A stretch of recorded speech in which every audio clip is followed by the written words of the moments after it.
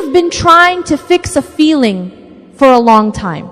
Maybe you filled it with people, with plans, with noise, with scrolling through a phone at midnight, hoping something would make the emptiness feel smaller. And sometimes it worked for a little while, but then the room went quiet again, and the feeling came back, exactly where you left it. And somewhere along the way, you started to wonder, what is wrong with me? Why does this keep coming back? Why do I still feel this way even when everything around me looks fine? Here is what nobody told you. Nothing is wrong with you. That feeling you have been trying to escape, it is not a sign that something is broken. It is not a sign that you are behind in life. It is not a sign that you need more friends, more success, or more of anything this world can offer. It is a sign that you are human, and that you were built with a space inside you that nothing in this world was ever designed to fill. Think about that for a second. What if the loneliness you have been running from was actually the most honest thing about you? What if it was never asking to be fixed? What if it was asking to be followed? Because that emptiness has a direction, and it has been pointing somewhere this whole time. Today we are going to follow it together, all the way to where it leads. And I promise you, what is waiting at the end of that direction is not more emptiness. It is the only thing that was ever going to be enough. Let me ask you something. Think about the best moment you have ever had with another person. A moment where you felt truly seen, truly loved, truly close to someone. Maybe it was a conversation that went on for hours. Maybe it was a friendship that felt like home. Maybe it was a moment with someone you loved deeply and everything felt right. Now be honest. Even in that moment, was there still something, a quiet something, sitting just underneath all the warmth, a small part of you that was still not quite reached? Most people feel this and blame themselves. I am too hard to love. I ask for too much. I do not know how to let people in. But that is not what it is. That quiet, unreached place is not a flaw in you, and it is not a flaw in the people who love you either. It is something else entirely. Ibn al-Qayyim wrote something that once you hear it, you cannot unhear it. He said that the heart was created with a need that only Allah can meet. Not partially, not mostly, only. Every human being you have ever loved is limited. They get tired, they misunderstand you, they have their own pain that takes up space. They cannot be present with you every moment. They cannot know every part of you. They will not always say the right thing at the right time. Not because they do not care, but because they are human, just like you. And a human heart, no matter how loving, cannot fill what only Allah was designed to fill. Think about it this way. You would not blame a glass of water for not satisfying your hunger. Water is real, water is good, water is necessary. But it was not made for that. Hunger needs food, and no amount of water changes that. The emptiness you feel is not hunger for more people or better people or closer people. It is hunger for Allah. And this is not a poetic idea. This is a design. Allah subhanahu wa ta'ala built that space inside you intentionally. Not as a punishment, not as a test of how well you can cope with pain, but as a compass, a built-in direction finder that keeps pointing back to Him no matter how many other things you try to fill it with. And here is what makes this so important to understand. Every time you felt that emptiness come back, every time the room went quiet and that feeling returned despite everything you did to keep it away, that was not failure. That was the compass working exactly as it was designed to. It was pointing home. The problem was never the emptiness. The problem was that we were taught to see it as something wrong, something to solve, something to escape from as quickly as possible. But what if you stopped running from it for just a moment? What if you sat with it and asked it honestly, where are you trying to take me? Because it has an answer. it has always had an answer. And that answer is the beginning of everything we are going to talk about today. Here is something worth being honest about. Most of us are very good at not sitting with ourselves.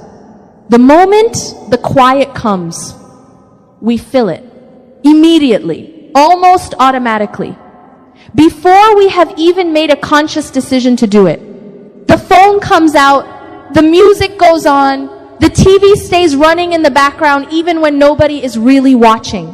We call someone not because we have something to say, but because silence feels like something we need to escape from. And we are living in a time where escaping silence has never been easier. There is always something to scroll through, always something to watch, always a notification pulling your attention somewhere new before the last one has even settled.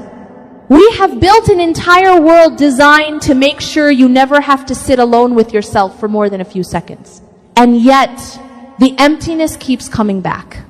You can outrun it for a day, sometimes for a week, but it always finds you again, in the gap between one distraction and the next. In that moment right before you fall asleep, when the phone is finally down and the room is finally quiet, there it is. And here's the question worth sitting with. Why does it keep coming back no matter what you do? Because the noise was never actually addressing it. The noise was just covering it. And there is a very big difference between solving a problem and covering it. Think about a wound. If you cover a wound without cleaning it, it does not heal. It stays underneath. And the longer it stays covered without being addressed, the worse it gets.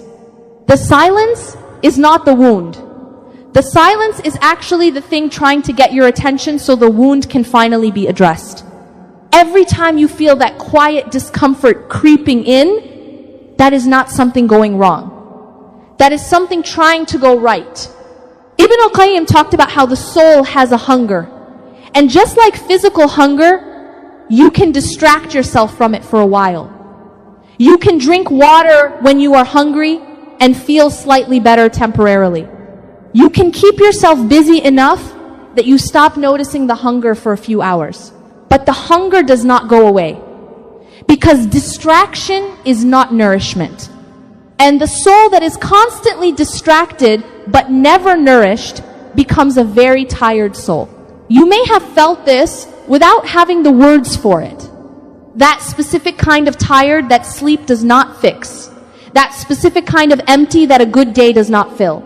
That specific feeling of going through your life and doing all the right things and still feeling like something essential is missing. That is not depression necessarily. That is not ingratitude. That is spiritual hunger that has been mistaken for a problem to solve rather than a direction to follow. And here is what makes this generation particularly vulnerable to it. We have more access to distraction than any generation before us, and simultaneously more reported loneliness than any generation before us. That is not a coincidence. The more we fill the silence with noise, the louder the silence becomes when the noise finally stops. Because the soul does not give up. It keeps asking. It keeps sending the signal. It keeps bringing you back to that quiet place because it knows something your busy mind keeps forgetting. The answer is not out there in the noise. It never was. So what happens when you finally stop running? When you put the phone down and let the silence be what it is?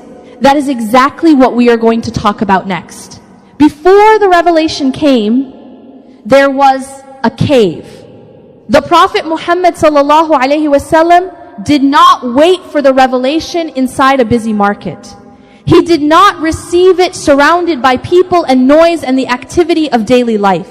He went to a mountain, he climbed to a cave called Hira, and he sat alone, not once, not twice, for extended periods of time, repeatedly, before anything was revealed, before he knew what was coming, before there was a mission or a message or a community to build. He simply went and he sat and he was alone with his Lord. Think about what that means. The greatest human being who ever lived, the one whom Allah chose above all of creation to carry His final message, prepared for that mission, not in a crowd, but in solitude. That was not accidental. That was instruction. There is a concept in Islam called al-khalwa. It means seclusion, chosen aloneness. The deliberate act of withdrawing from the noise of the world to be privately with Allah. And the scholars of Islam did not treat al-khalwa as something reserved for prophets or for people with a special spiritual rank. They treated it as a practice.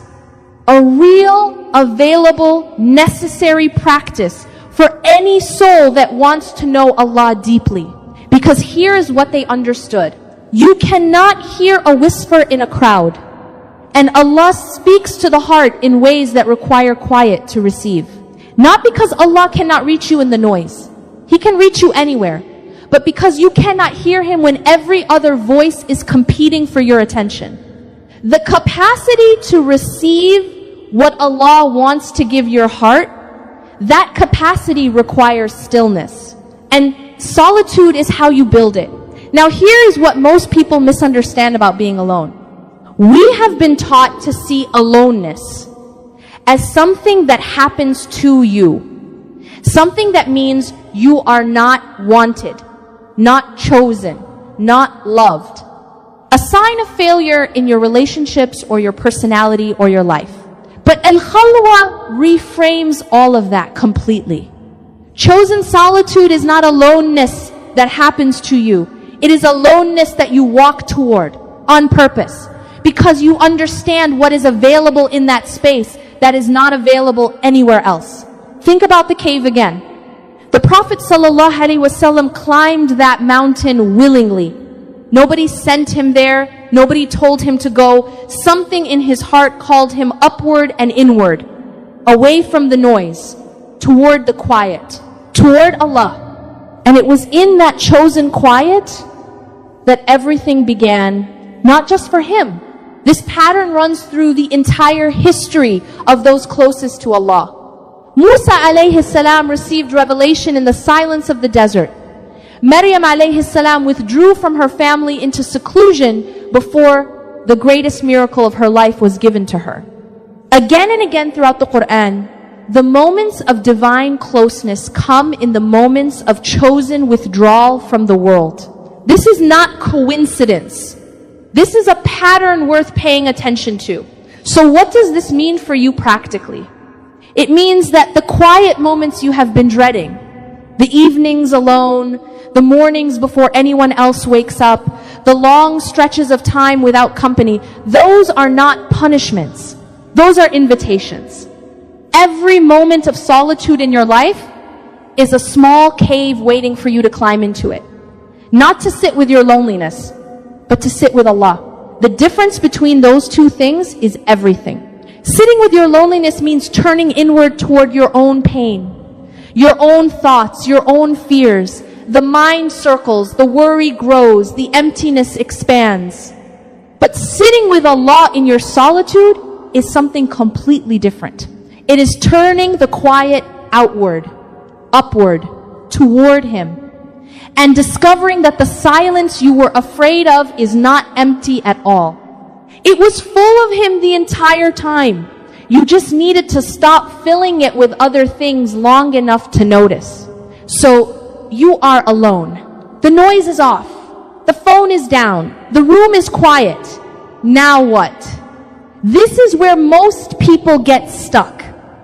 Because we have been taught that talking to Allah looks a certain way. Specific words, specific times, specific postures. And all of those things are real and beautiful and important. But there is another kind of conversation that does not get talked about enough. The unscripted one, the one that does not start with the right Arabic phrase or the correct opening. The one that starts with, Ya Allah, I am tired. Or Ya Allah, I do not even know what to say right now. Or simply, Ya Allah, I am here. That conversation. That one is available to you right now, in whatever state you are in, with whatever words you have.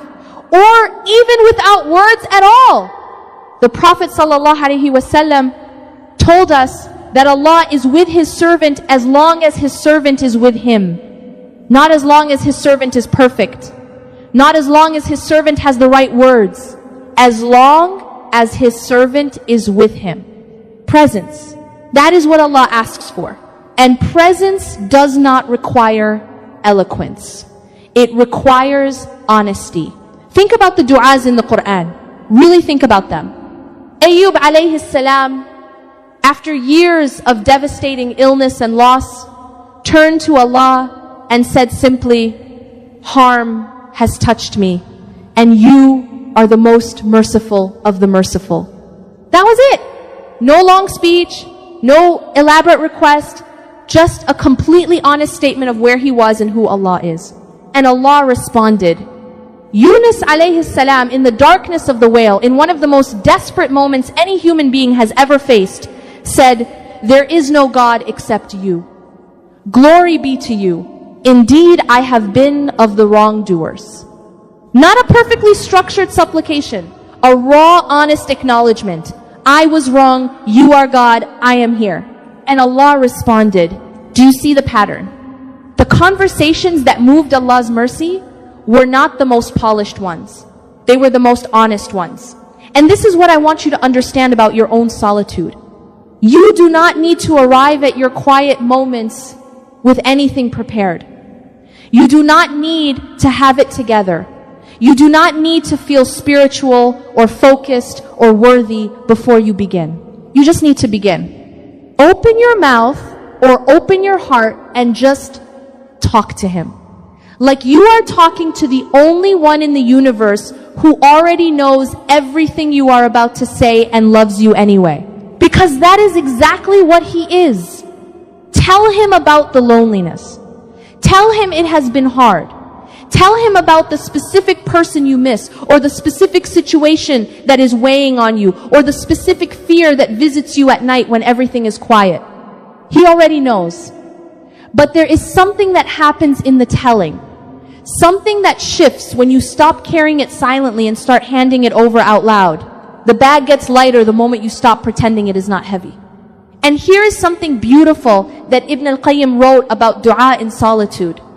He said that the person who pours themselves out before Allah in private, in the quiet moments that nobody else sees, that person is building something that cannot be built any other way.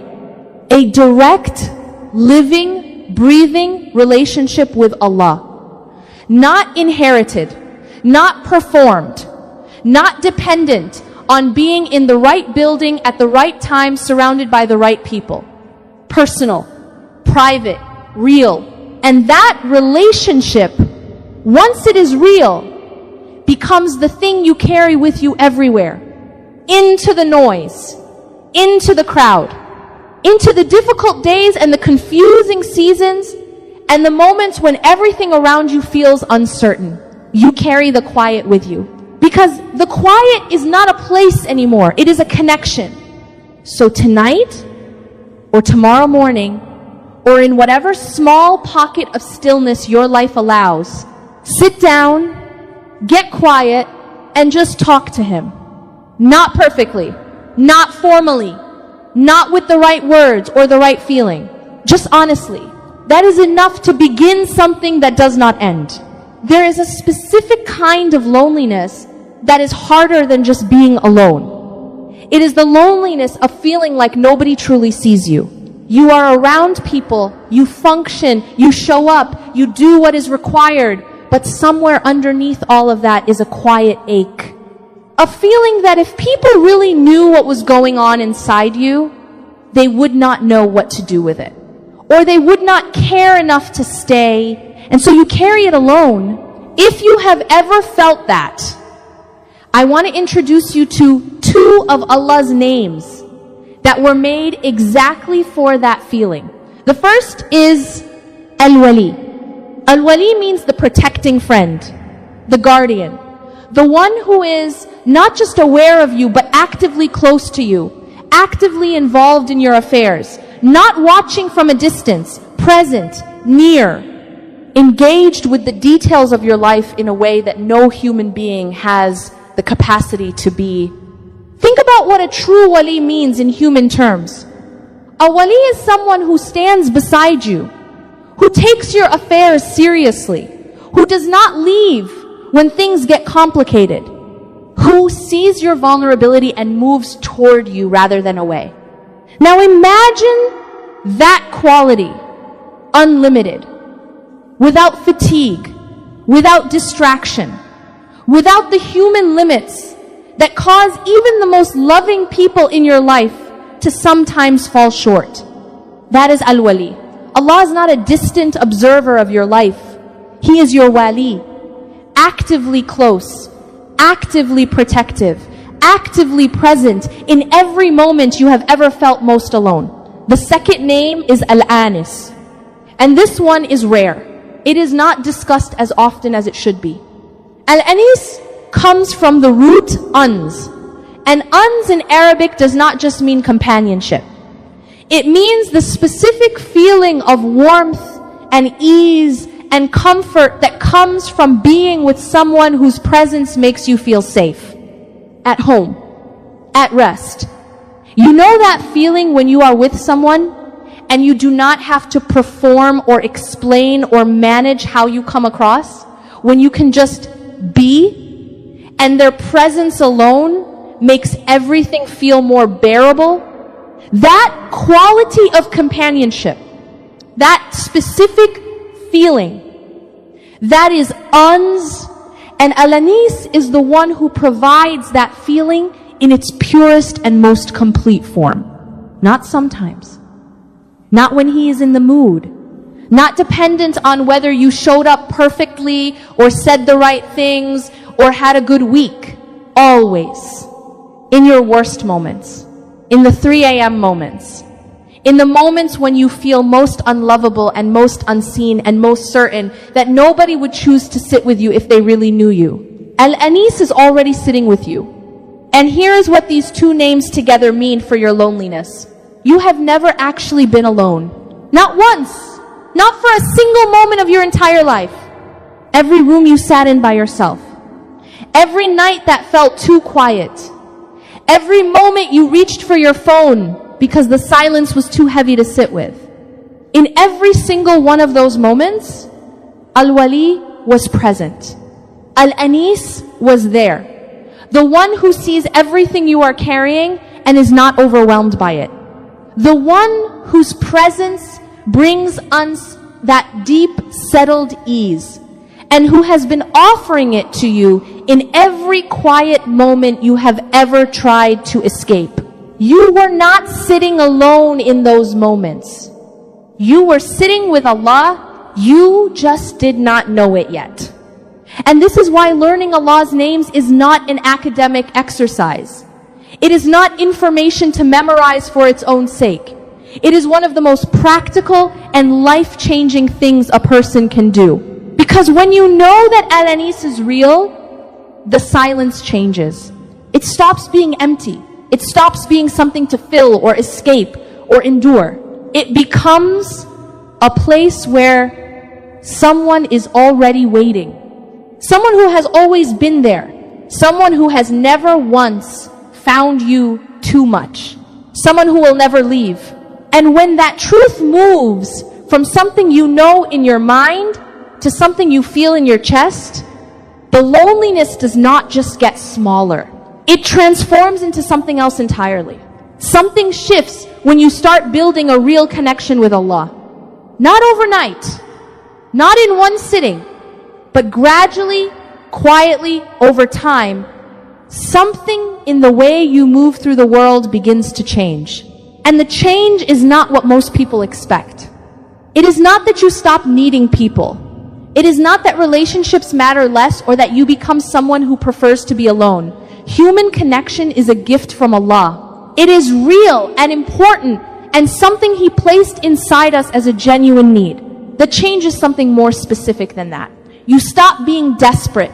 And there is a very big difference between needing people and being desperate for people.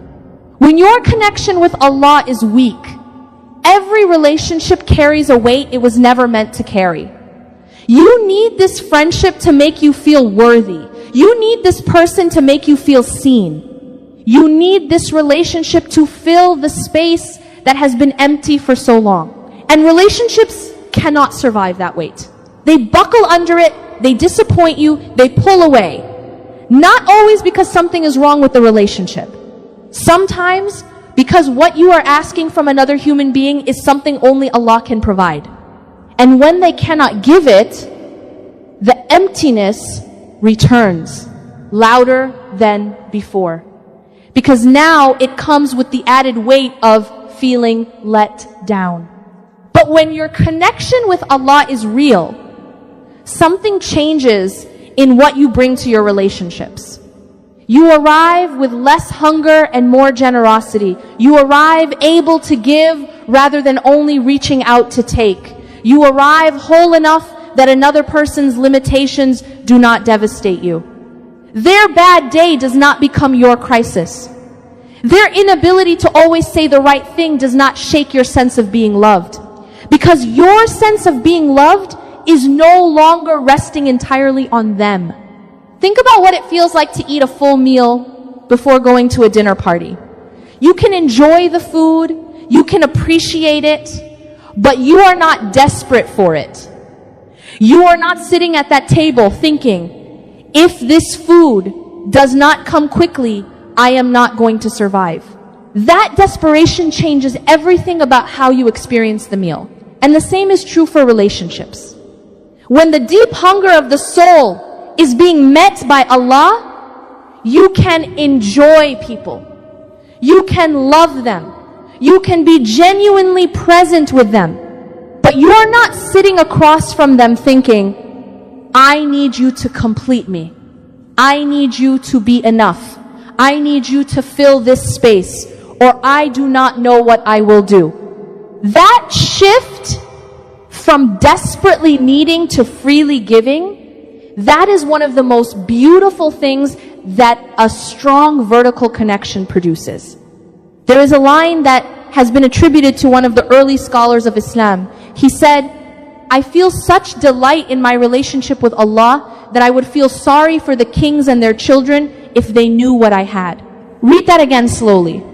Not, I tolerate my life because I have Allah. Not, I manage my loneliness because of my faith. Delight. Such delight that he felt sorry for people who did not have access to it. That is not spiritual performance. That is what happens to a heart that has found its real source. And from that place, relationships become something completely different. They become one of the ways you experience Allah's generosity rather than one of the ways you try to fill what only He can fill. You stop looking at people as sources and you start seeing them as gifts. And gifts you receive with gratitude. You enjoy without clinging. You appreciate without making them carry the weight of your entire emotional survival. That is a free way to love people. And it only becomes available when the connection above is real. Because a heart that is full loves differently than a heart that is starving. And that fullness is exactly what we have been building toward this entire time. There is a question worth asking now. If solitude